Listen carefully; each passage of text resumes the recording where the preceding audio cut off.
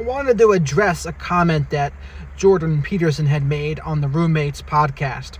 And he said, if women are not picking you, they are right. Now, on this channel, of course, I normally talk about men's self-improvement, and I agree with him to a point. Right, I think everyone should try to do the best they can. They should try to become the best versions of themselves, etc. Yeah, I agree with that. But I think to get to the point where I think he didn't go in depth enough, you gotta look back to the debate he had with Zizek. And Zizek said that what happens that when we work on our personal responsibility, and he said clean your room, you discover that actually society is a little messed up too. And he said, what do you tell someone who's in North Korea? To just clean their room? But look at the society they live in. There's so many other factors at play. And I kind of think it parallels nicely to this situation here, because not every guy is going to be the same. Like, there's going to be guys that, if they put in a little work, absolutely they're going to do a lot better. And maybe they're better up on the SMV scale. But people who are below average on the SMV scale, like, there is a point here to be made against what Dr. Peterson said. Now, Dr. Peterson also mentioned a Carl Jung quote where he said, if you take a personal problem seriously enough, you can simultaneously solve a societal problem. I think there could be a little truth in that too.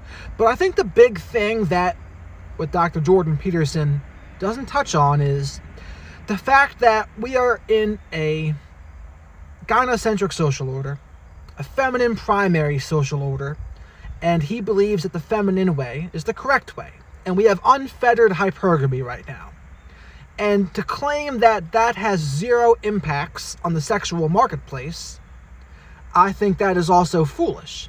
Now, Jordan Peterson has discussed and had many debates with women that they claim we live in a patriarchal tyranny. And that is pretty much the opposite of being grateful for what men have done. Now, if enough women think that way, that it's men versus women, this is a world made by men for men, there is a lot of women who think that. Can they also simultaneously, at the same time, believe that they should be grateful for men? I don't think they do. And I think there are consequences of that kind of thinking in the sexual marketplace. And we see it everywhere, where they're certainly not grateful, maybe a little more entitled than they used to be. And there's an argument to be had here about what women can be doing better. If you watch a Kevin Samuels video, he's based his following on things that women can be doing better, like being more feminine, more fit, cooperative, agreeable, and not having to be a battle with your husband every day, right? Having someone that's going to be a teammate, not combative. And because no man wants to have to out-masculine his woman every day. That is exhausting. You want a woman in their feminine when you're in your masculine. So I don't think Jordan Peterson touches on this point here, where there is unfettered hypergamy right now. Women have access to men all over the world. Now, of course, people say things like, well, if men were in the same scenario, they would just do all the same things women are doing.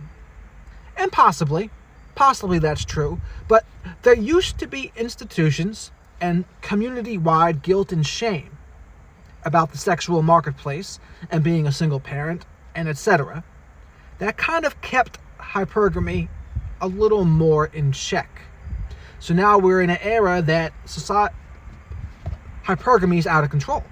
Like, there's hypergamy on steroids. And that's another thing I disagree with Jordan Peterson on. He said he thinks that women are no more picky today than they used to be. And I don't think that's true.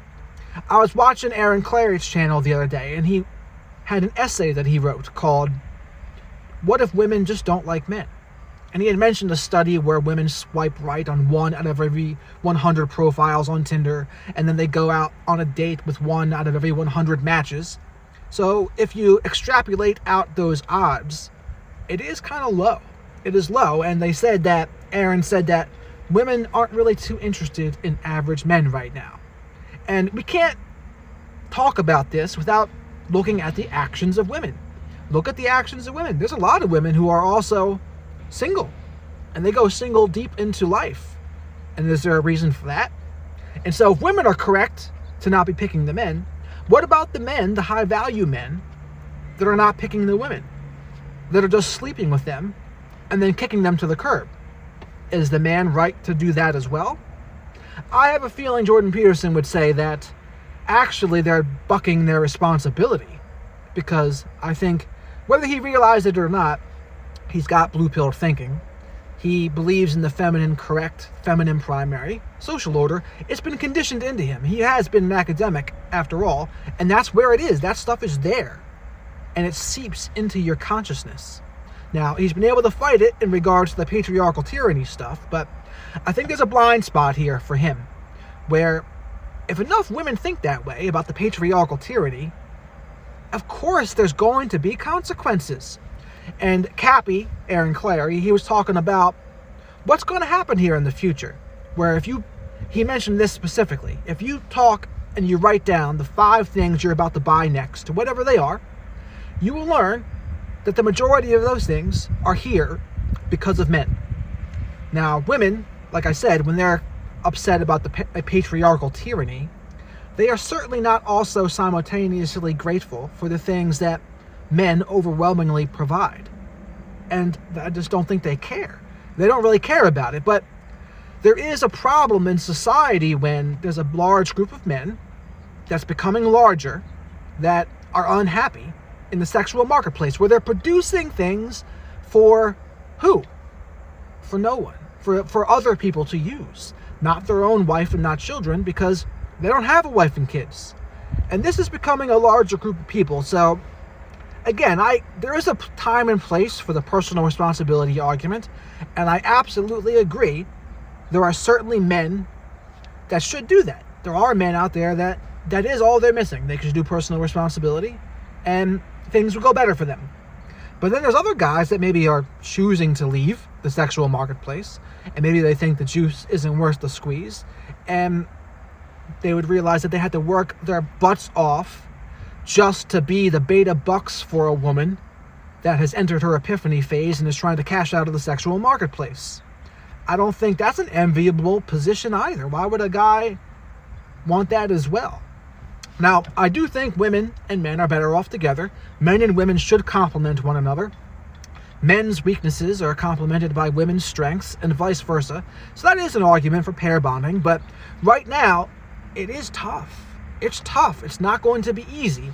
And ultimately, like Jordan's worldview of the sexual marketplace, it doesn't take into consideration the alpha lays. And that's what women do right now. When women are 18 to the mid-20s, if not late 20s, they're interested in the alphas. They're interested in the guys that are an 8, 9, or 10 on the SMV scale. But by majority, by law, in the 80-20 rule, 100% of women want the top 10 to 20% of men. 100%.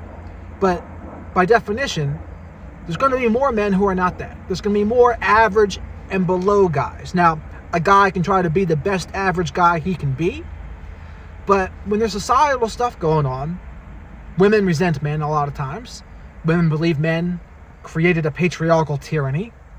So those women aren't going to be really too grateful for what men provide. And you can see it playing itself out right now. Do you see too many women who are very grateful for what men have provided to society? For the things they make and the things they do? And the style of life, the quality of life that they have? Do you see a lot of gratitude for that out there? I don't really see a lot of gratitude for that. So I think there's issues here. There's a points to be made on all sides.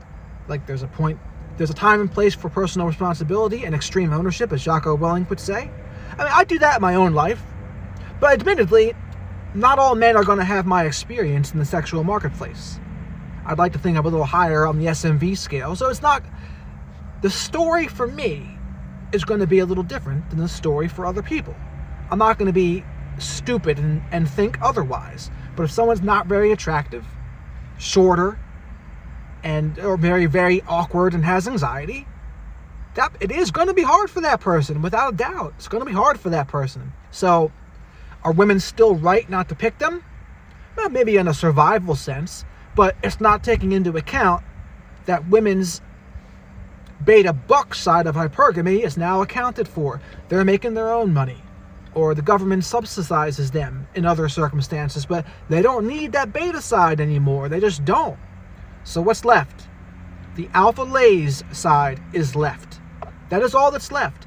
And if you look at women's actions in the sexual marketplace, it fits. It fits. And why do you think there's also a push right now for E&M? Why is there a push right now for poly? Because ultimately, women's actions say they'd rather have an alpha and have to share him than be strapped with the faithful beta. I think that is also becoming more and more true. And so what becomes of the guys that are not doing so well in the sexual marketplace? What are the guys that are really trying to do personal responsibility, extreme ownership, but then it still doesn't go well for them? Maybe Jordan Peterson would say, well, that's not going to happen. If you really try to be the best version of yourself and do everything you can, you'll get someone. But what if all that person could get is maybe a single mother with 2 to 3 kids in tow that has to deal with baby daddy drama, and she just wants to cash out of the sexual marketplace and find a provider to use and abuse? I mean, could I recommend a man doing that in their scenario? No, I can't recommend that. I wouldn't recommend men dating single mothers, period. I can't endorse that. I think there are a lot of issues right now that this is a nuanced discussion. There's a lot of moving parts here. And so it kind of surprised me that Jordan had a little less than nuanced point of view on this area. Now, again, like I said, there is a time and place for personal responsibility. I think everyone should be doing that. But I think we would discover, if everyone did, we would come to this issue, that the beta buck side of hypergamy is taken care of for women. Women are really only interested in the more dominant alphas right now, and that's having consequences on our society. And what happens when men who are producing and making the things that make our economy go, the vast majority of those things, when they are doing it for no one? They don't have a wife and kids anymore to take care of. Who are they contributing all this stuff for? Married men produce more for the economy, yes, because they have a wife and kids. But single men produce less. And so single men, and maybe they're not being picked, and whether it's rightfully so or not, our production levels are going to go down. So again, I highly recommend you listen to Aaron Clarey's essay. And the essay was, what if women just don't like men? And so he goes into an economic critique of what's going on in the sexual marketplace today. And I think the numbers bear this out here too. Guys that tell people to do the work, unless their name is Jocko Willink or Jordan Peterson, they have big followings. But in the manosphere, like Jordan Peterson and Jocko Willink, they're not really in the manosphere. But in the manosphere, who has the majority of the followings? You see a Better Bachelor, pretty much a MGTOW channel. You see Darius, pretty much another MGTOW channel. You see like Entrepreneurs in Cars. I think of all the red pill channels that involve women, he's the biggest one. And then you also see, what else? Coach Reg Adams is out there. But there's a slew of others like Rollo Tomasi. He doesn't have as much as those MGTOW guys. And Ryan Stone, Paul from Apex Mindset, Troy Francis. They pale in comparisons to Darius and Better Bachelor and Coach Reg Adams. Why? Because there's a lot of people that are identifying with what the MGTOW message has to say. And so are all those people wrong? No, I wouldn't say they're wrong. And to say they're wrong, that would be more like gaslighting. There is a point where positivity becomes a toxic positivity, and it is gaslighting. So all of these scenarios need to be taken individually, because not every scenario is going to be the same. But I think women could be a little more grateful to men and the things that men have done. Has there been oppression against women in the past? For sure. But I don't think being resentful about it is going to help society too much today. And I think when someone has a patriarchal tyranny first and foremost in their mind, it's going to be hard for them to be appreciative of men. It's going to be hard for them to be grateful for men. And I think we're seeing that play out right now. under our very eyes, or under our very nose right now. So I would love to actually have a discussion with Jordan Peterson about this stuff, because I think he only gets to like the first layer of unpeeling the onion here, but there's a lot of other layers going on. So that's my video for today. Please comment below what you think about this. And again, this is Radical Self-Respect with Jared Mello. If you liked the video, please remember to like it. If you haven't subscribed, please subscribe. I also have an ebook and an audiobook, Radical Self-Respect with Jared Mello. Or Radical Self-Respect, Avoid Falling for the Same BS. Excuse me. I forgot the name of my own book. But again, thanks for watching. Have a great rest of your day.